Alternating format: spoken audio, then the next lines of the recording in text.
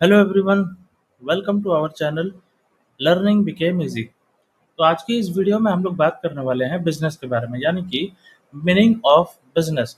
Business का मतलब क्या होता है? In simple language, any trade और commerce by investing capital with an objective to make profit is a business. इसका मतलब ये हुआ कि कोई भी बाइंग एंड सेलिंग हो रहा है, एक्सचेंज ऑफ गुड्स और सर्विसेज हो रहा है, वो उससे पहले हम कुछ अमाउंट ऑफ कैपिटल हमारे बिजनेस में डिवोट किए हैं, और उसके पीछे का हमारा जो ऑब्जेक्टिव है, वो ऑब्जेक्टिव है कि हमको पैसा कमाना है या फिर मेक मनी या फिर मेक प्रॉफिट। तो उसको हम लोग बोल सकते हैं बिजनेस। अब सेकंड पॉइंट बोला, इंगेज्ड इन कॉमर्शियल, इंडस्ट्रियल और प्रोफेशनल एक्टिविटीज। यानी कि जो भी बिजनेस हो रहा है, बिजनेस हम तभी मानेंगे जब जितने भी एक्टिविटीज हो रहे हैं, या तो वो कॉमर्शियल हो, या तो इंडस्ट्रियल हो, या तो प्रोफेशनल एक्टिविटीज हो, तब जाके हम उसको बिजनेस बोल के कंसिडर करेंगे। थर्ड पॉइंट में आया involvement of money and goods और सर्विसेज। यहाँ पर दो कंडीशंस फुलफिल होने चाहिए। सबसे पहला बात, वहाँ पर मनी का इन्वॉल्वमेंट होना चाहिए। अगर मनी का इन्वॉल्वमेंट नहीं होगा, तो मनी का इन्वॉल्वमेंट अगर नहीं होगा तो हमको वो हम उसको बिजनेस बोल के कंसिडर नहीं कर सकते हैं। रैदर हमको ये कंसिडर करना पड़ेगा कि वो हम काइंड ऑफ चैरिटी कर रहे हैं या फिर डोनेशन दे रहे हैं। अब गुड्स और सर्विसेज, यानी कि पैसा तो होगा, उसके साथ साथ गुड्स या फिर सर्विसेज का भी इन्वॉल्वमेंट होना जरूरी है। सेकंड में आया अकाउंटिंग। तो फर्स्ट पॉइंट में बोला, and accounting is an art of recording, classifying and summarising the business transactions which are in the terms of money. यानी कि अकाउंटिंग एक ऐसा कला है जहाँ पर हमको बिजनेस के जितने भी ट्रांजेक्शन्स हैं उसको रिकॉर्ड करने का फैसिलिटी प्रोवाइड करता है, उनको on the basis of their nature classify करने का फैसिलिटी प्रोवाइड करता है, और फाइनली हम जितने भी बिजनेस ट्रांजेक्शन्स हैं उसके बेसिस में जो जो स्टेटमेंट्स प्रिपेयर किए हैं या फिर जो जो रिकॉर्ड्स मेंटेन किए गए हैं उसको हम समराइज कर सकते हैं। अब यहाँ पर एक चीज हमको बहुत ज्यादा जो इम्पोर्टेंट है वो समझना पड़ेगा। यहाँ पर लास्ट में बोला है which are in the terms of money. इसका मतलब है अकाउंटिंग एक ऐसी कला है जो कि हर बिजनेस ट्रांजेक्शन्स जो कि पैसे के बेसिस में उसको मेजर किया जा सकता है, उन सभी बिजनेस ट्रांजेक्शन्स को रिकॉर्ड करने में, क्लासिफाई करने में और समराइज करने में हमको मदद करता है।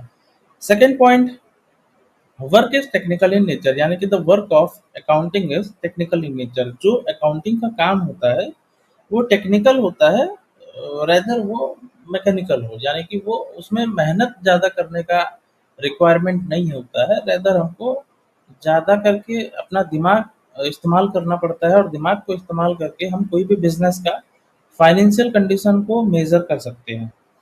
थर्ड पॉइंट में बोला, it is considered as an art. यानी कि अकाउंटिंग को एक आर्ट बोल के क्यों माना गया है? अकाउंटिंग एक आर्ट भी है और साइंस भी है। अकाउंटिंग को आर्ट इसीलिए माना गया है क्योंकि यहाँ पर बोला है based on regular practice and practical knowledge. यानी कि जो अकाउंटिंग है, वो अकाउंटिंग दो चीज़ों पे आधारित रहता है। सबसे पहली बात, it is based on regular practice, and second में प्रैक्टिकल नॉलेज। कोई भी चीज़ हमारे लिए आर्ट कब बन जाता है? जब हम चीज़ को जब हमको उस चीज़ के बारे में पता हो, और दूसरा जब हम वो वही चीज़ को बार बार कर रहे हैं या फिर डेली लाइफ में हम वही काम कर रहे हैं, तो उसको बार बार करने के बाद उसमें हमारा परफेक्शन आ जाता है, जिसको कि काइंड ऑफ हम आर्ट बोल सकते हैं। एग्जैक्टली उसी तरह जब अकाउंटिंग बार बार किया जाता है, सबसे पहली बात, रेगुलर प्रैक्टिस से पहले हमको एक चीज़ ध्यान देना है, दैट इज प्रैक्टिकल नॉलेज। अगर हमको अकाउंटिंग के बारे में प्रैक्टिकल नॉलेज है और हम अगर रेगुलर बेसिस में उसको प्रैक्टिस कर रहे हैं, तो वही अकाउंटिंग हमारे लिए आर्ट बन सकता है, जिससे कि हम अपना ब्रेड एंड बटर को अर्न कर सकते हैं। तो ये हुआ मेन इम्पोर्टेंट पॉइंट। अब लास्ट में बोला कंसिडर्ड एज अ साइंस। यानी कि अकाउंटिंग को एक साइंस बोल के भी कंसिडर किया जाता है। अब साइंस बोल के क्यों कंसिडर किया जाता है? क्योंकि साइंस अकाउंटिंग जो है, ये जो भी बिजनेस का फाइनेंशियल कंडीशन को मेजर करना चाहता है या फिर मेजर करने वाला है, उसके लिए इसको कुछ स्ट्रिक्ट रूल्स एंड रेगुलेशंस को फॉलो करने पड़ते हैं। अगर वो स्ट्रिक्ट रूल्स एंड रेगुलेशंस को फॉलो नहीं करेगा, तो जो एग्जैक्ट रिजल्ट है या फिर एक्यूरेट रिजल्ट है जो कि ये ऑर्गेनाइजेशन को प्रोवाइड करने जा रहा है वो नहीं कर सकता।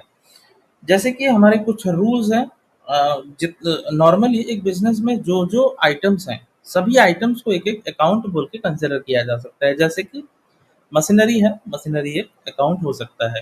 राम बोल के एक अगर पर्सन काम करता है, राम अकाउंट भी हो सकता है। अब सैलरी बोल के एक चीज होता है, सैलरी भी अकाउंट हो सकता है। रेंट है, रेंट भी हो सकता है। Land, building etcetera. हमारा बिजनेस खुद भी एक अकाउंट बोल के कंसिडर किया जाता है। अब ये जो अकाउंट बोल के कंसिडर किया जा रहा है, ये अकाउंट्स को ब्रॉडली